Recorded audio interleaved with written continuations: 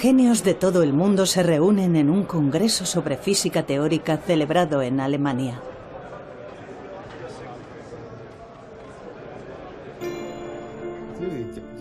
Los físicos teóricos intentan descifrar el universo solamente con fórmulas matemáticas. Ahora se enfrentan a la última gran pregunta que le queda a la raza humana.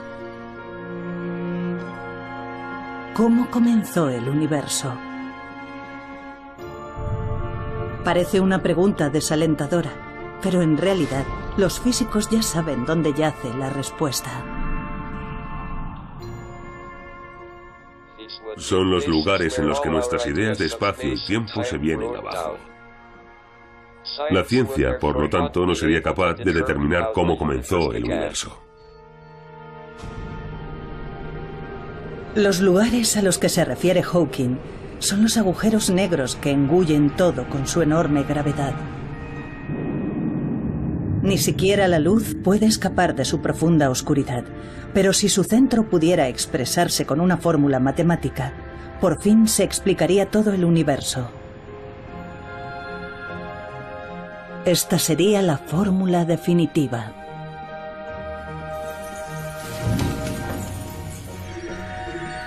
Sin embargo, en la búsqueda de esta fórmula, los físicos se han topado con inimaginables obstáculos.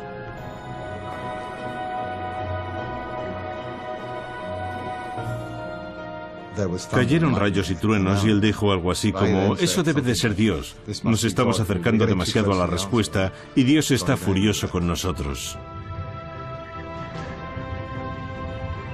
¿Puede la humanidad explicar la creación del universo?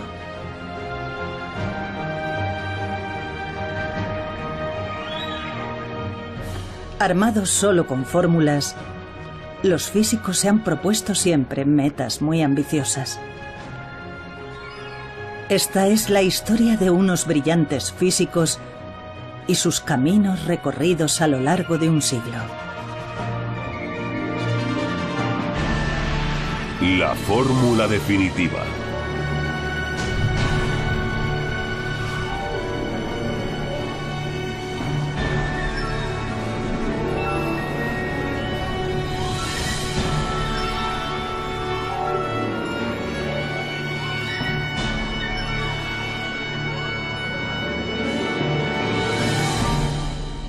¿Cómo nació el universo?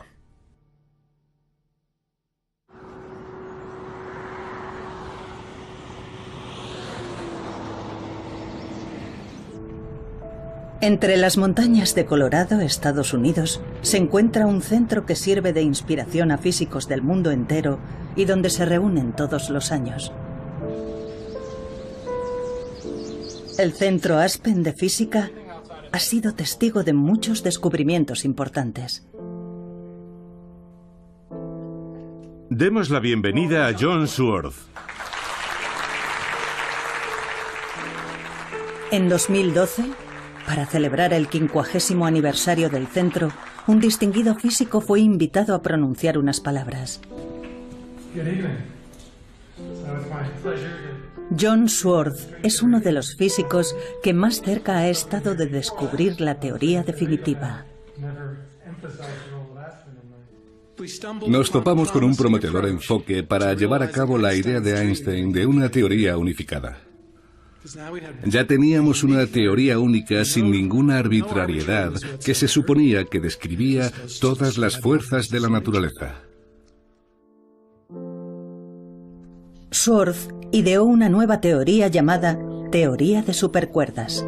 Describía un mundo, impensable anteriormente, de partículas elementales revoloteando como cuerdas temblorosas. Pero hablaremos de ello más adelante.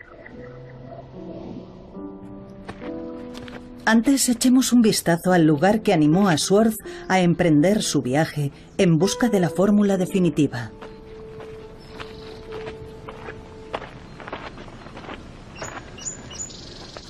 Este observatorio está en lo alto de una montaña a las afueras de Los Ángeles. Es un lugar de gran importancia histórica que un día fue visitado por cierto físico. Esta es una fotografía de Einstein aquí arriba. Aquí se llevó a cabo un descubrimiento que revolucionaría el mundo de la física teórica. El universo se expande. Este fue un importante descubrimiento. Desde el Big Bang, hace 13.700 millones de años, nuestro universo se expande a partir de un solo punto.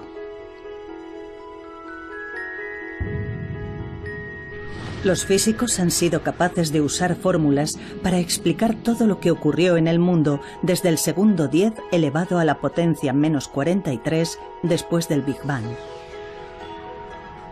En otras palabras, el momento en sí en el que nació el universo continúa siendo un misterio.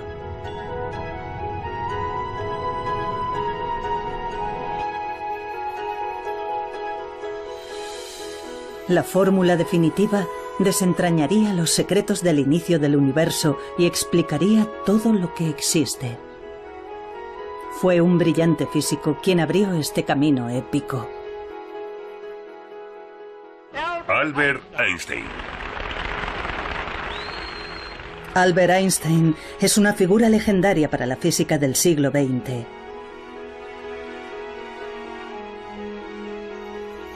Se ganó un merecido lugar en la historia con su teoría de la relatividad general. En una era sin ordenadores gigantes, logró demostrar con precisión los movimientos del universo más distante.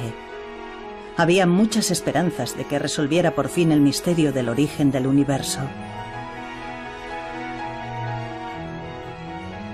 Esta es la fórmula de la teoría de la relatividad general.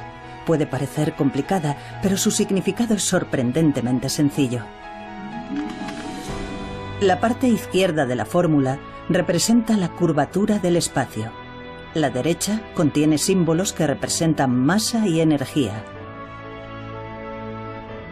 En otras palabras, la fórmula explica que donde hay masa o energía, hay una distorsión del espacio.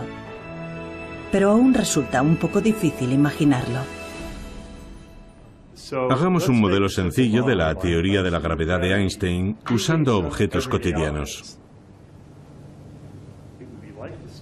Nos explica el concepto Joseph Polchinski, uno de los físicos que tratan de encontrar la fórmula definitiva.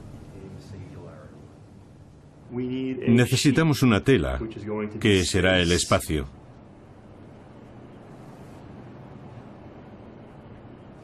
Ya tenemos un buen modelo para reproducir el efecto. Supongamos que esto es el espacio, no hay materia, y como podemos ver es totalmente plano. Pero ahora supongamos que hay una masa grande, una estrella, por ejemplo. Lo que pasará entonces es que el espacio se curvará. Si el planeta se mueve, por supuesto, no se moverá en línea recta, se moverá en círculo y orbitará alrededor de la estrella. Cuando pensamos en la gravedad, seguramente nos imaginamos una estrella que es atraída por otra que se mueve en círculo. Así. Según la teoría de Einstein, no obstante, la masa de la estrella hace que el espacio-tiempo se distorsione, y como consecuencia de ello, las otras estrellas siguen la curvatura creada por la masa.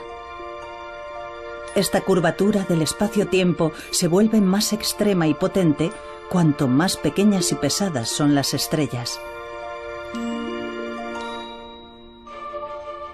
En base a esta teoría, Einstein hizo una atrevida predicción. Donde hay una fuerte gravedad, hasta la luz se curva. Si esta teoría fuera efectivamente correcta, significaría que una estrella oculta tras una estrella más grande sería visible, porque la gravedad curva la luz. Y su predicción demostró ser correcta. Esta es una foto de un eclipse total de Sol. Las estrellas que se ven alrededor del Sol aparecen ligeramente apartadas de donde están realmente. Ello es debido a que la enorme gravedad del Sol ha provocado que se curve la luz de lejanas estrellas.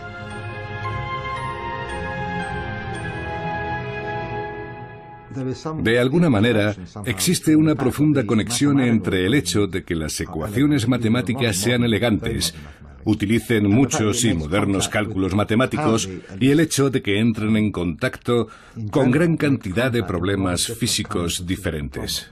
Por lo tanto, creo que es necesario comprender mejor los cálculos matemáticos. ¿Cómo nació el universo?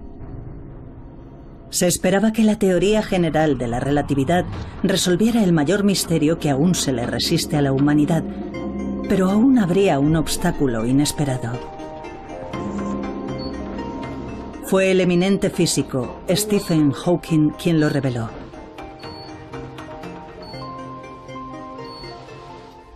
Hola. ¿Cómo están? A pesar de sufrir una enfermedad incapacitante que paraliza los nervios del cuerpo, Hawking volcó su brillante mente en abordar el misterio del inicio del universo. Hawking se ganó el aplauso del mundo científico por realizar un importante descubrimiento relacionado con el Big Bang que marcó el comienzo del universo. El universo se originó desde un único punto y continúa expandiéndose. Si volvemos atrás en el tiempo, podemos reconocer otro fenómeno similar. Es el fenómeno de los agujeros negros. Hawking demostró que el centro de los agujeros negros y el Big Bang eran matemáticamente lo mismo. Cuando explota una estrella enorme, se crea un agujero negro que se traga todo lo que lo rodea. Si el centro del agujero negro podía calcularse, el momento en que nació el universo también se podría explicar y analizar. Pero había un problema. Volvamos a la teoría de la relatividad general. Cuanto más pequeña y pesada es una estrella, mayor es la curvatura espacio-tiempo. Los agujeros negros, con su gravedad extrema, se hunden infinitamente hacia un solo punto. El problema era la profundidad infinita. Esta es la fórmula de los agujeros negros. Si extraemos su significado general, el resultado es algo parecido a esto. R es la distancia desde el centro de un agujero negro. Cuanto más nos acercamos al centro, mayor es la distorsión representada aquí por la letra D. No obstante, en el centro de un agujero negro, la distancia de R es 0, y por lo tanto el denominador se convierte en 0, de modo que el resultado sería infinito. Infinito significa que esta ecuación es imposible de calcular.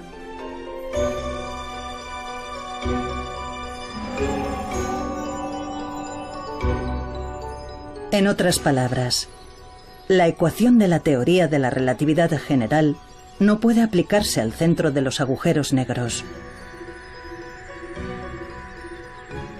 Si no podemos explicar el centro de los agujeros negros, el misterio del origen del universo también seguirá sin resolverse. Así que la teoría de la relatividad general, después de todo, no fue la fórmula definitiva. Son los lugares en los que nuestras ideas de espacio y tiempo se vienen abajo. La ciencia, por lo tanto, no sería capaz de determinar cómo comenzó el universo. El plano del universo demostraba ser huidizo. Los físicos aún tenían que resolver la cuestión del infinito.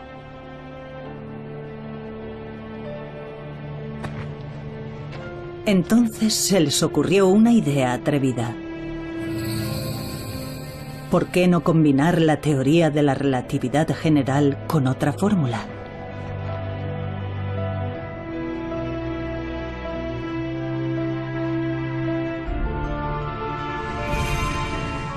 Dicha fórmula sería la de las partículas elementales. La fórmula de las partículas elementales describe con asombrosa precisión la micromateria que conforma el mundo.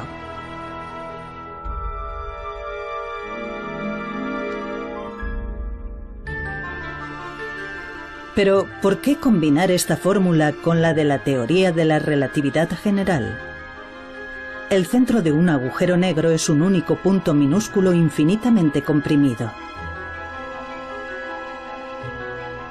Al incorporar la fórmula de las micropartículas elementales, se creyó que el problema del infinito se resolvería, y así el misterio del origen del universo se desvelaría por fin.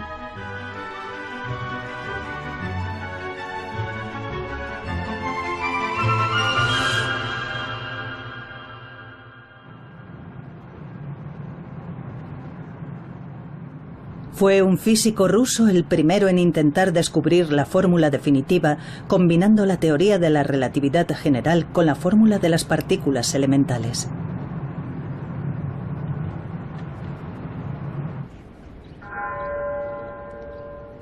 A las afueras de San Petersburgo hay un bosque apenas visitado por la gente. En él hay una lápida marcada por 2 balazos. Es la tumba de Matvei Bronstein, un brillante físico perseguido y asesinado durante la era soviética. Hola, buenos días. Su hija, de 82 años, sigue viviendo en Rusia.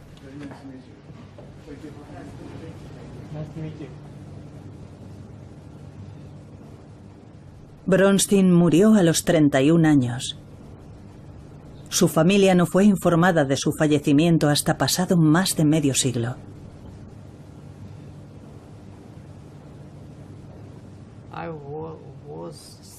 Yo tenía 6 años. Lo detuvieron el día de mi 6º cumpleaños. Todos mis recuerdos son imágenes. No recuerdo conversaciones ni situaciones.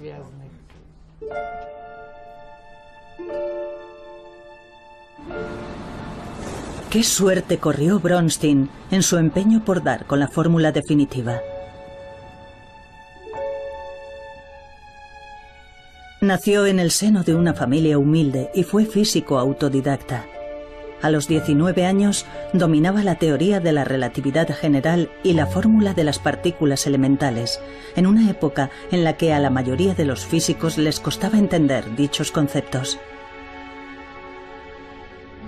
Bronstein quería desmitificar los agujeros negros, pero antes de poder calcular su centro, tenía que demostrar algo.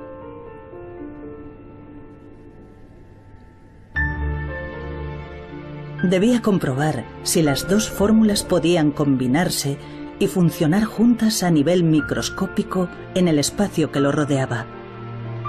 Tomó una sección de espacio, a una escala menor incluso que la de las partículas elementales, y calculó la gravedad que actuaba sobre ellas. Aquí, las 2 fórmulas utilizadas por Bronstein han sido reemplazadas por fórmulas modernas. Parecen complicadas, pero expresadas de una forma más sencilla significan lo siguiente. La primera parte de la fórmula de las partículas elementales establece que sus cálculos se refieren al mundo microscópico. Dentro del recuadro azul, la fórmula describe la micromateria y las fuerzas que actúan sobre ella. Bronstein introdujo la teoría de la relatividad general en esta fórmula. Entonces, se produjo un resultado sorprendente. Apareció un 0 como denominador. Esto solo podía significar una cosa: un cálculo imposible, conocido también como infinito.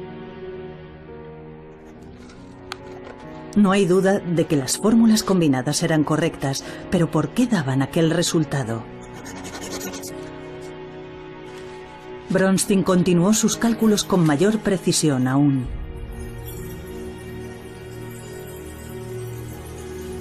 Pero, al final, solo obtuvo un número infinito de infinitos.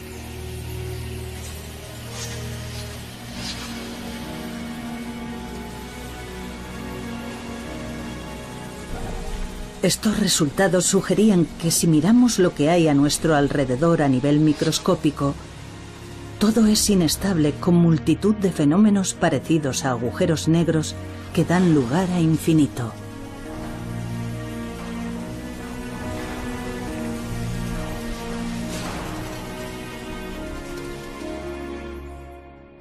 Las dos teorías físicas fundamentales no funcionan juntas. No hay ninguna solución a la vista. Es un acertijo. Con el problema del infinito sin resolver, Bronstein había sacado a la luz involuntariamente otro acertijo. Estamos rodeados por una inmensa cantidad de infinitos. Mientras tanto, en la Unión Soviética ocurrían terroríficos sucesos bajo el gobierno de Stalin. Se calcula que alrededor de 1 millón de intelectuales y ciudadanos fueron perseguidos implacablemente. Los científicos librepensadores eran el objetivo más evidente. No obstante, Bronstein permanecía ajeno a todo lo que ocurría en su entorno y seguía intentando solucionar el problema del infinito. ¿Por qué los resultados eran siempre infinito? Si los cálculos eran correctos, el espacio que nos rodea podía derrumbarse en cualquier momento.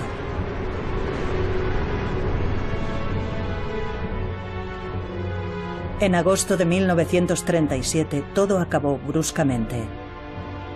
La policía secreta detuvo a Bronstein.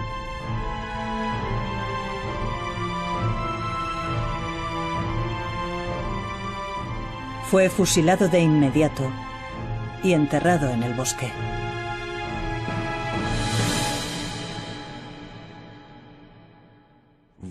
¿Por qué Stalin ejerció aquella represión? Porque le preocupaba su poder personal. Pero semejante régimen nunca puede justificarse. Creo que si Bronstein hubiera vivido, su contribución a la resolución del problema habría sido muy importante. Tras la muerte de Bronstein, los esfuerzos por resolver el problema del infinito continuaron durante casi un siglo. Los físicos de más talento y prestigio trataron de desentrañar el misterio del origen del universo, combinando las dos grandes teorías. Pero ninguno de ellos tuvo éxito.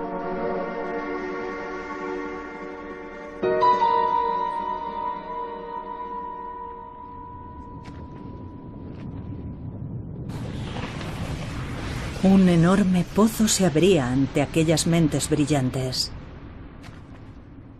Intentar solucionar el problema del infinito es desperdiciar tu vida. Eso era lo que pensaba la mayoría de los físicos cuando cesaban en su empeño por encontrar la fórmula definitiva.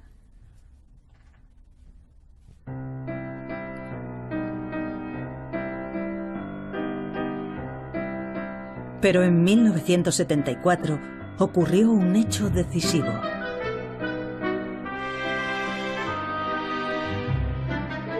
Se publicó un ensayo que aseguraba haber dado con la fórmula que resolvía el problema del infinito.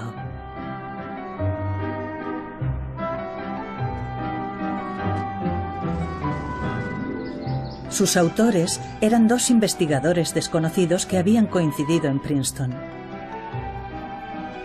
Aquellos jóvenes físicos eran John Swartz y Joël Scherk, de origen francés.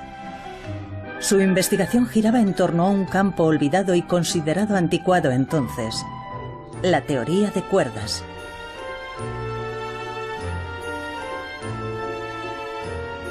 Tomemos como ejemplo las partículas elementales, las unidades de materia más pequeñas.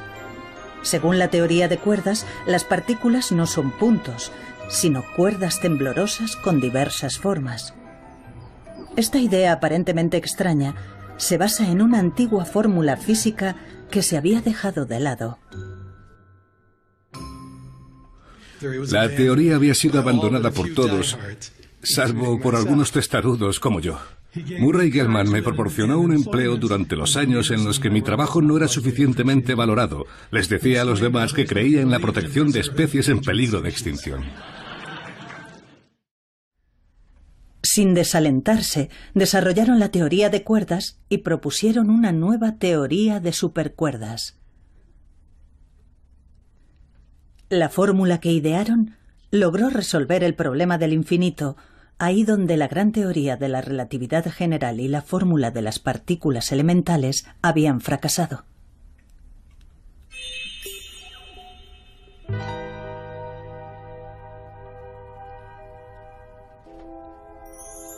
Pero ¿cómo resolvieron el acertijo los dos jóvenes físicos?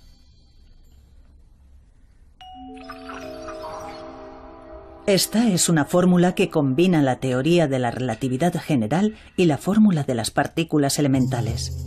La parte que está dentro del recuadro expresa el hecho de que todas las partículas son puntos. Esto muestra la fuerza entre partículas que revolotean a nivel microscópico. Al expresarse con una fórmula sencilla, el denominador es r², siendo r la distancia entre partículas. Si las partículas son puntos, en el momento en el que colisionan unos con otros, la distancia r se convierte en 0. Ahora tenemos 0 como denominador. En otras palabras, el resultado es infinito cuando las partículas colisionan entre sí.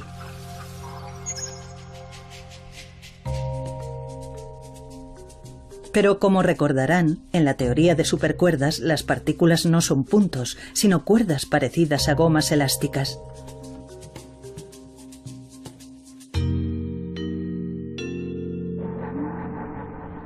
Si las partículas tienen forma de gomas elásticas, ocupan cierta cantidad de espacio, de modo que, aunque colisionen entre sí, nunca acabarán siendo más pequeñas que el grosor de la goma.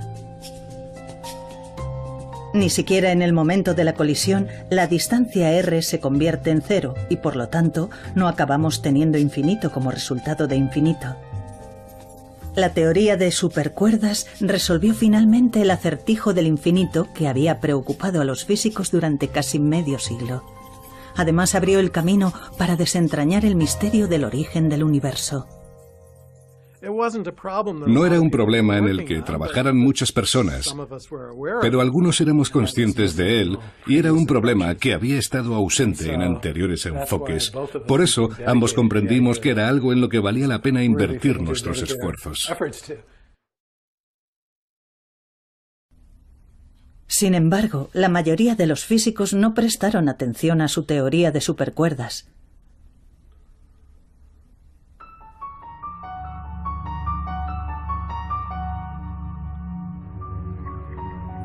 Desconfiaban de la teoría de supercuerdas. Para empezar, era demasiado diferente de la teoría de la relatividad general y de la fórmula de las partículas elementales.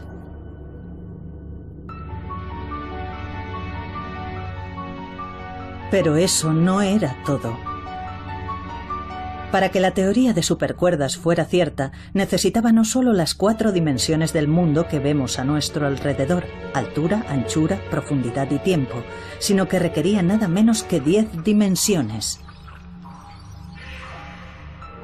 Eso es, 10. Muchos físicos se mostraban escépticos al oír hablar de otras dimensiones. Nuestro espacio-tiempo tiene 3 espacios y una dimensión de tiempo. Por eso decimos que es un espacio-tiempo de 4 dimensiones. Pero en lugar de 4 tenía al menos 10 dimensiones. Había que hacer algo con respecto a aquellas 6 dimensiones superfluas. Así que perdí el interés en trabajar con más dimensiones. No me solucionaba nada. La teoría de supercuerdas no puede llamarse física. Aquellos que lleven a cabo tales investigaciones deben ser excluidos. Esas eran las opiniones que se escuchaban en aquella época. Schwartz recibió frecuentes comentarios sarcásticos de un físico ganador del premio Nobel. Creo que veía con escepticismo el programa de la teoría de cuerdas. Pensaba que se alejaba demasiado de los experimentos y eso le molestaba. Me tomaba el pelo con ello. Me veía en un pasillo y me gritaba desde lejos: Schwartz, ¿con cuántas dimensiones trabajas hoy?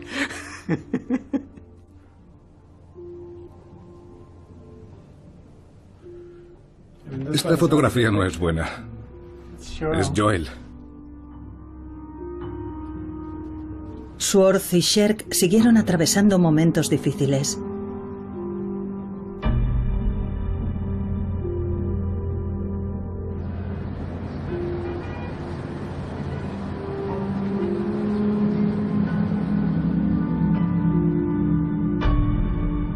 Después de que su teoría de supercuerdas fuera desechada ampliamente, Sherk cayó enfermo por una grave diabetes y regresó a Francia. ¿Por qué 10 dimensiones? ¿Y dónde estaban aquellas otras dimensiones invisibles?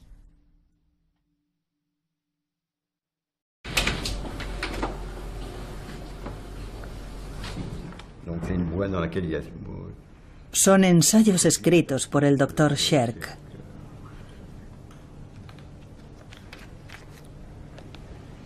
Se dice que Sherk se volcó obsesivamente en la investigación de otras dimensiones.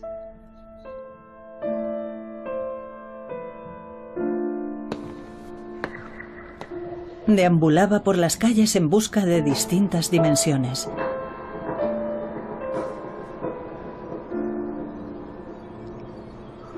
Se convirtió en un apasionado budista y se entregó a la meditación.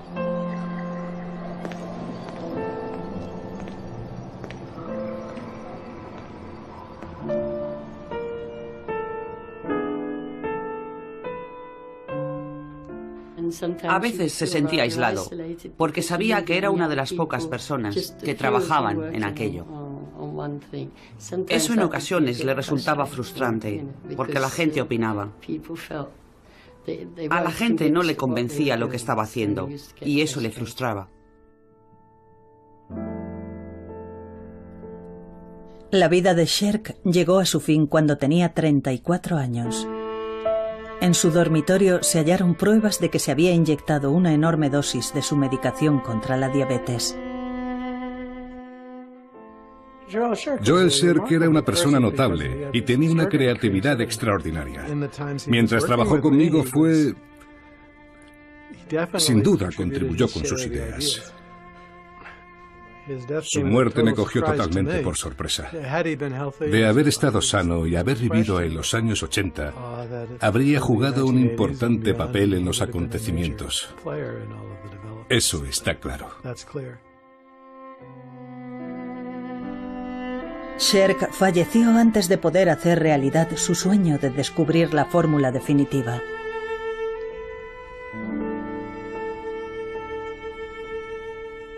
Schwartz, en solitario, continuó persiguiendo la meta que su amigo no logró alcanzar. Mientras otros físicos consiguieron prestigio a través de llamativos logros, él siguió centrado en la teoría de supercuerdas.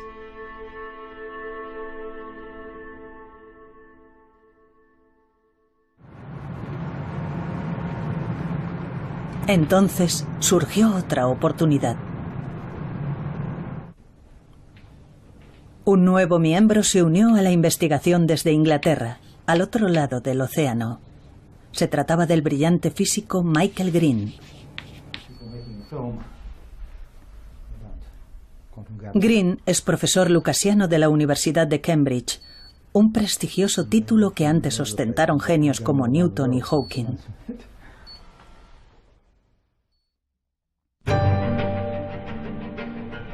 Schwartz y Green decidieron enfocar la pregunta de las dimensiones de la siguiente manera. Nunca había habido ninguna prueba matemática de que solo hubiera 4 dimensiones en el universo. Si la fórmula decía que eran 10 dimensiones, tal vez fueran las creencias ampliamente extendidas las que estaban equivocadas. Los dos físicos decidieron una vez más probar que la fórmula de la teoría de supercuerdas merecía ser la fórmula definitiva. Necesitaban demostrar que la teoría de la relatividad general y la fórmula de las partículas elementales podían hallarse dentro de la fórmula de la teoría de supercuerdas.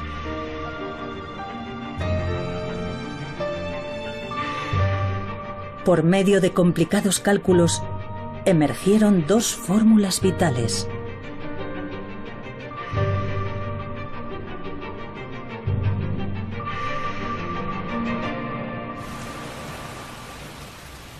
Cuando estaban realizando los últimos cálculos para asegurarse de que no había contradicciones en la fórmula, se toparon con algo extraño.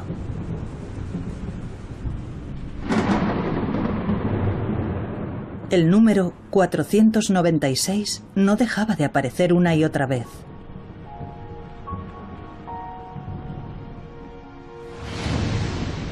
...496 es lo que se conoce como un número perfecto y ya era venerado por los antiguos griegos que lo relacionaban con la creación del mundo. Su aparición simultánea era una prueba de la hermosa armonía entre el vasto universo y el mundo microscópico que coexisten en la fórmula.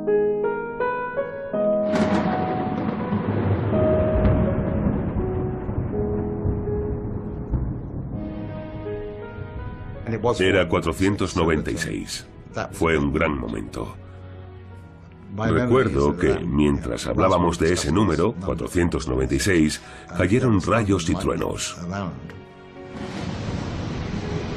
Y él dijo algo así como, eso debe de ser Dios. Nos estamos acercando demasiado a la respuesta y Dios está furioso con nosotros.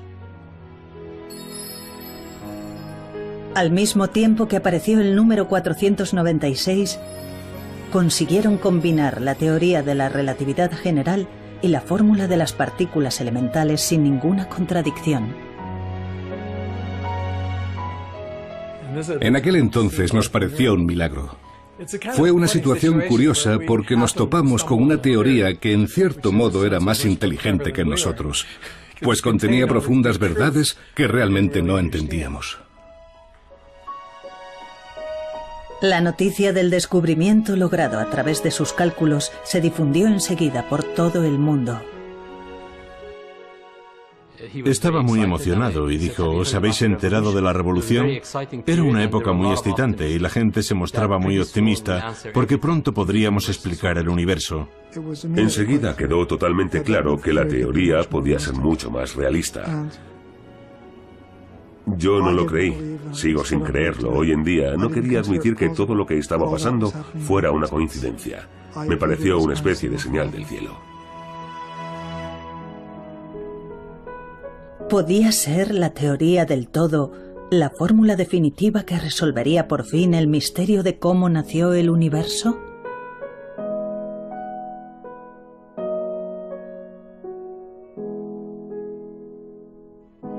Físicos de todo el mundo se pusieron manos a la obra y empezaron a investigar la teoría de supercuerdas. De repente, la teoría de supercuerdas se encontró en la vanguardia de la física.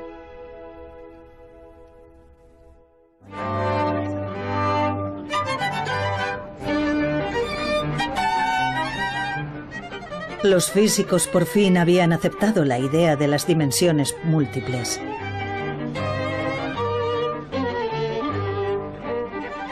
Pero ¿dónde existían aquellas dimensiones en el mundo?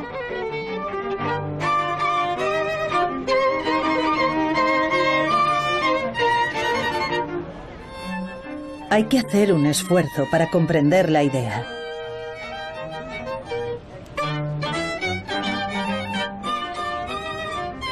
Joseph Polchinski, que antes nos explicó la teoría de la relatividad general, nos explica ahora el concepto de las dimensiones múltiples.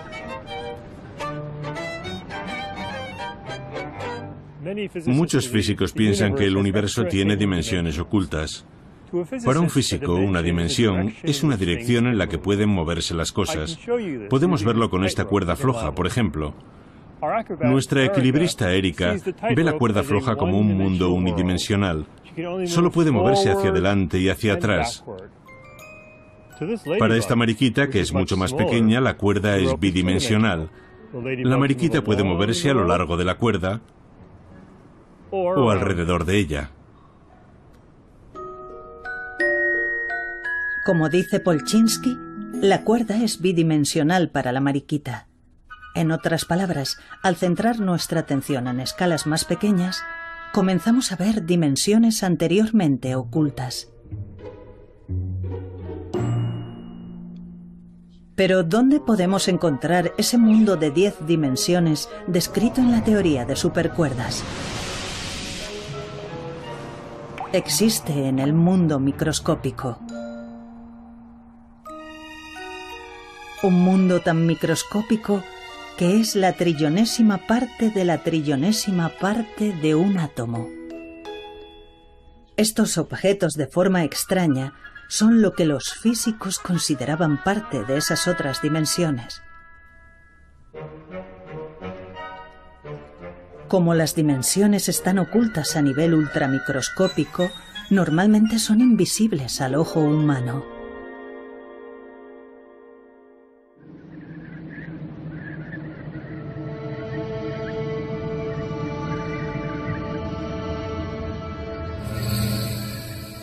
La nueva teoría de supercuerdas incorporaba las dos grandes fórmulas, la teoría de la relatividad general y la fórmula de las partículas elementales. ¿Era esta la fórmula definitiva que descifraría por fin todo lo que hay en el universo?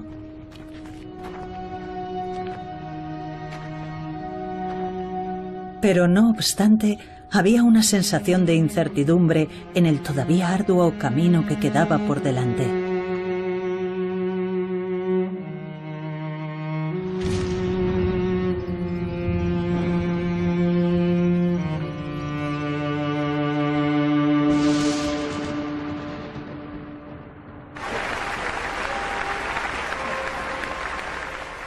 Entonces fue cuando el genio Stephen Hawking volvió a entrar en escena. Él fue quien planteó a los físicos el problema del infinito en relación con los agujeros negros. ¿Tenía la teoría de supercuerdas lo que hacía falta para ser la fórmula definitiva? Hawking respondió a esta pregunta mencionando otro problema que acechaba en la profundidad de los agujeros negros. Y así es como comienza el siguiente capítulo de nuestra historia. El nuevo problema estaba relacionado con el misterioso calor generado en el centro de los agujeros negros.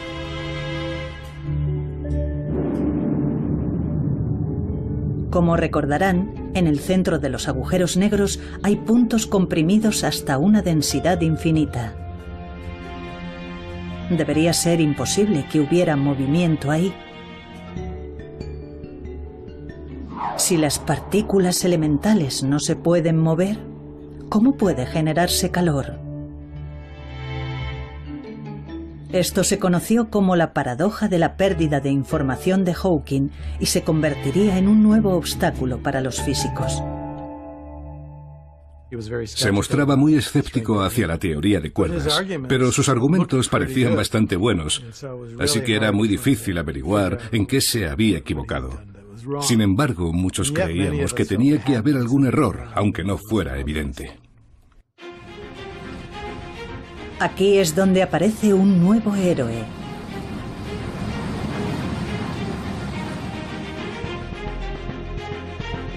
Es el joven físico Joseph Polchinski, al que ya hemos visto explicándonos diversos conceptos.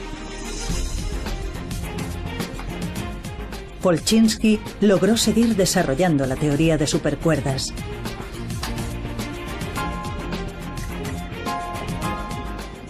La teoría de supercuerdas describe un mundo microscópico en el que las partículas vuelan como pequeñas cuerdas temblorosas.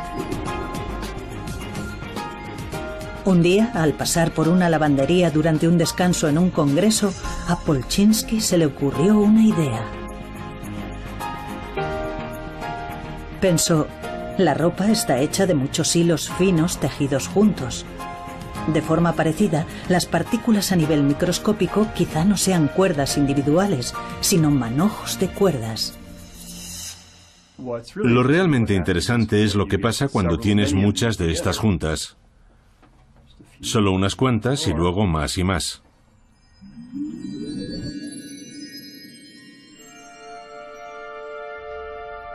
Trabajó en una fórmula y propuso que no eran cuerdas individuales, sino muchas cuerdas moviéndose juntas y formando una especie de membrana.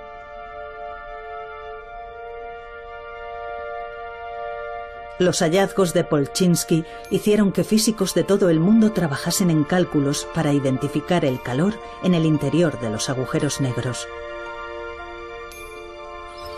Finalmente, con la incorporación de una nueva fórmula que describe el fenómeno de la membrana, la teoría de supercuerdas se utilizó con éxito para calcular el calor dentro de los agujeros negros.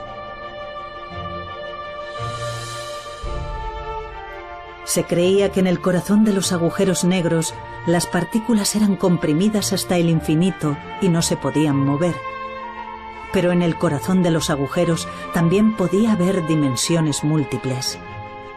En dichas dimensiones, las cuerdas se tejen juntas formando membranas que se mueven y generan calor. Creo que la paradoja de la pérdida de información de Hawking es uno de los grandes experimentos de la historia de la ciencia. Si no hubiera defendido con tanta vehemencia que la paradoja existía, puede que la gente no le hubiera prestado la atención que se merecía. En 2004, Hawking tomó la valiente decisión de convocar un congreso en el que reconoció que estaba equivocado.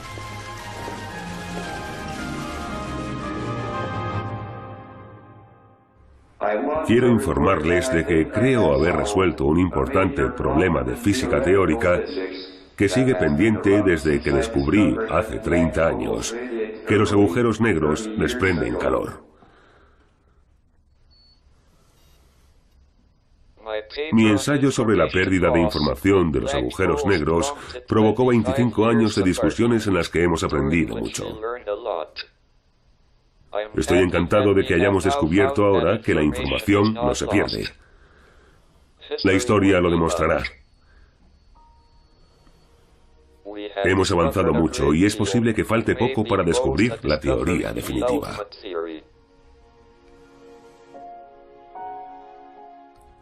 Me gustaría encontrar una respuesta mejor para las preguntas de ¿por qué estamos aquí? ¿Por qué vale la pena vivir en este universo? ¿Y cuál es el significado de ello?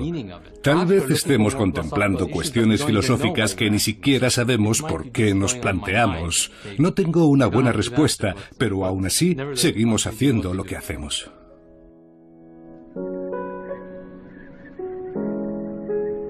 La paradoja de Hawking se superó y se había desarrollado una nueva teoría de supercuerdas. Con esta fórmula, ¿podía la humanidad resolver finalmente el misterio del origen del universo?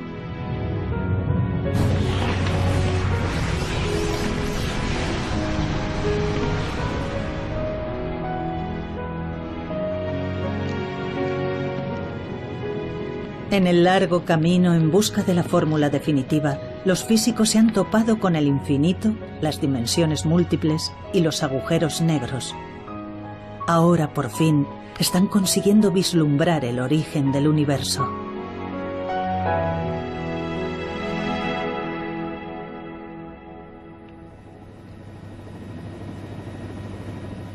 Investigadores de todo el mundo están poniendo a prueba las predicciones hechas por la teoría de supercuerdas.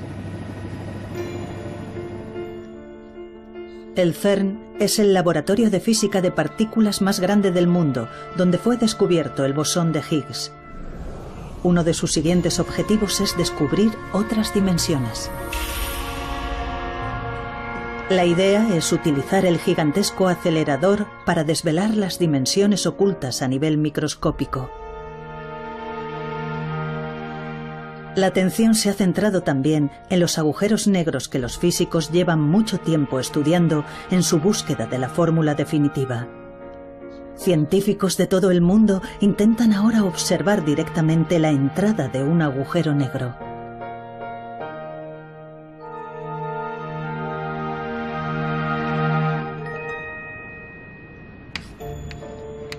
La teoría de supercuerdas sigue utilizándose en las investigaciones más recientes. Su creador, John Sworth, usó un concepto olvidado para desarrollar una teoría nueva y acercarse un poco más a la fórmula definitiva.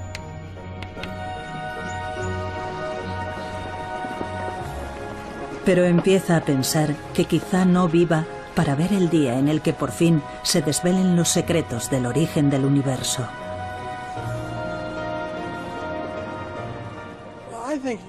Creo que vamos a llegar muy lejos en esa dirección, tanto en el universo como en los objetos más pequeños. Por una parte, es triste no conocer la respuesta definitiva y por otra sería triste conocerla porque ¿qué haríamos entonces? En la búsqueda está la diversión.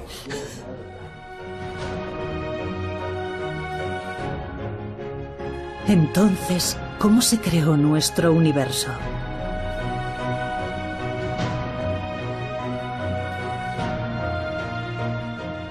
Las últimas fórmulas describen un universo de 11 dimensiones.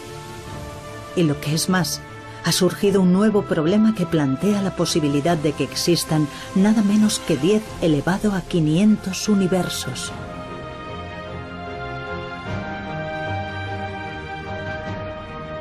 La fórmula definitiva desvelará los profundos misterios del universo.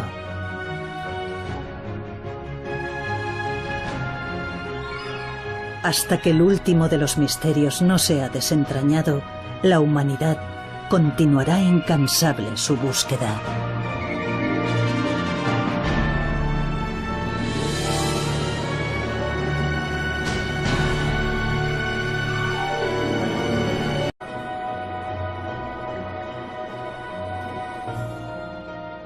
Cayeron rayos y truenos y él dijo algo así como, eso debe de ser Dios. Nos estamos acercando demasiado a la respuesta y Dios está furioso con nosotros. ¿Puede la humanidad explicar la creación del universo?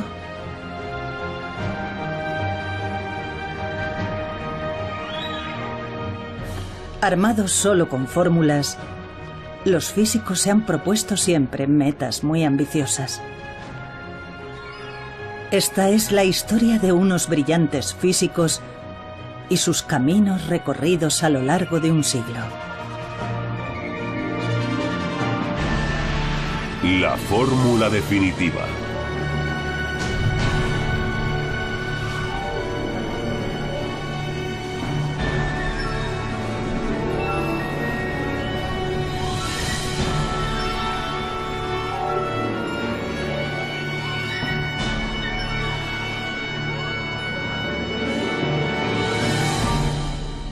¿Cómo nació el universo?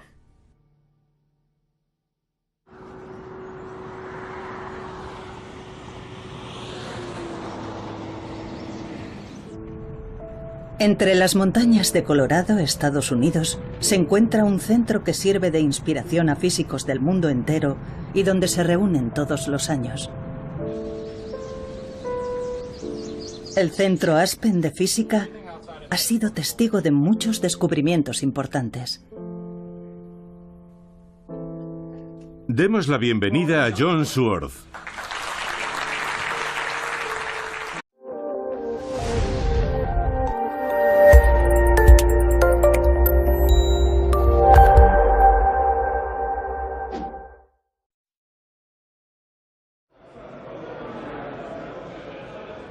Genios de todo el mundo se reúnen en un congreso sobre física teórica celebrado en Alemania.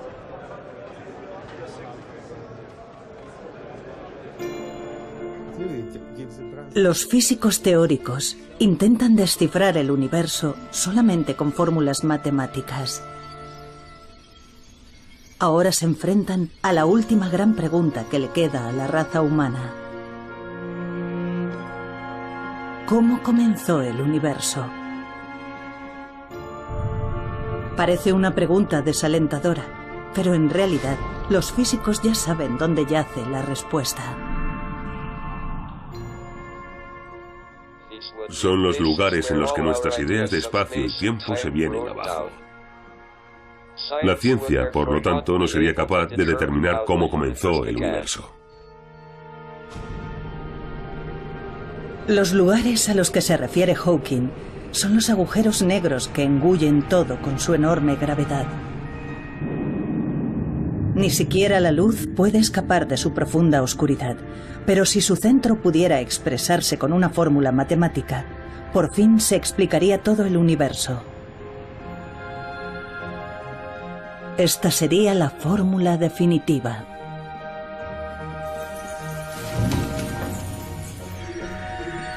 Sin embargo, en la búsqueda de esta fórmula, los físicos se han topado con inimaginables obstáculos.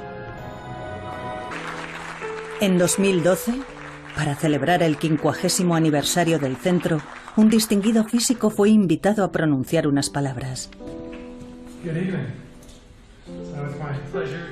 John Swartz es uno de los físicos que más cerca ha estado de descubrir la teoría definitiva. Nos topamos con un prometedor enfoque para llevar a cabo la idea de Einstein de una teoría unificada. Ya teníamos una teoría única sin ninguna arbitrariedad que se suponía que describía todas las fuerzas de la naturaleza. Swartz ideó una nueva teoría llamada teoría de supercuerdas. Describía un mundo impensable anteriormente de partículas elementales revoloteando como cuerdas temblorosas. Pero hablaremos de ello más adelante. Antes echemos un vistazo al lugar que animó a Swartz a emprender su viaje en busca de la fórmula definitiva.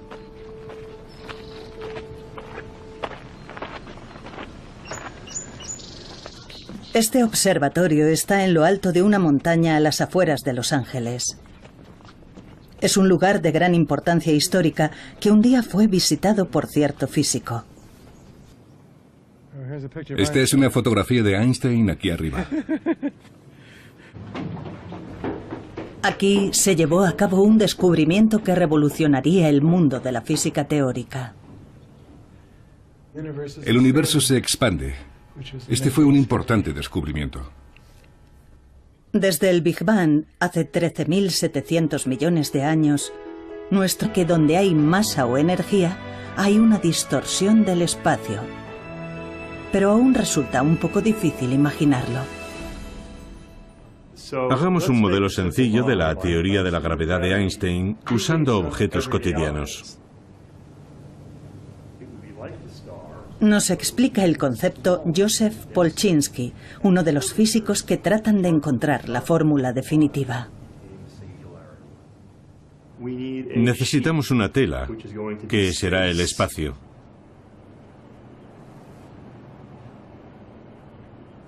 Ya tenemos un buen modelo para reproducir el efecto.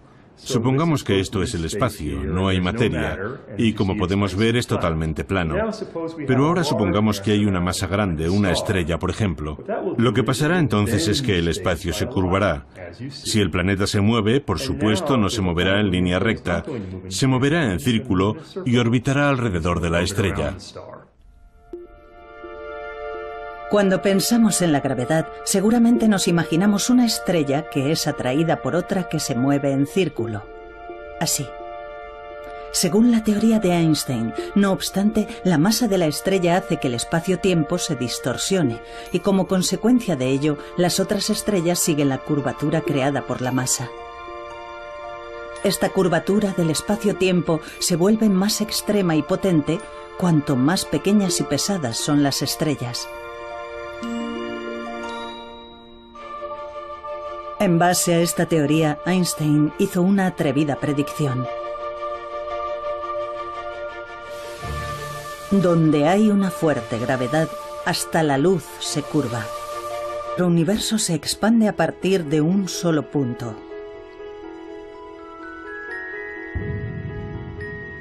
Los físicos han sido capaces de usar fórmulas para explicar todo lo que ocurrió en el mundo desde el segundo 10 elevado a la potencia menos 43 después del Big Bang.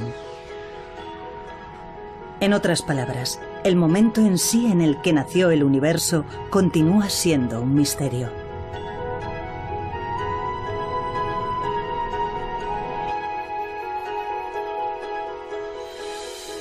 La fórmula definitiva Desentrañaría los secretos del inicio del universo y explicaría todo lo que existe. Fue un brillante físico quien abrió este camino épico. Albert Einstein. Albert Einstein es una figura legendaria para la física del siglo XX.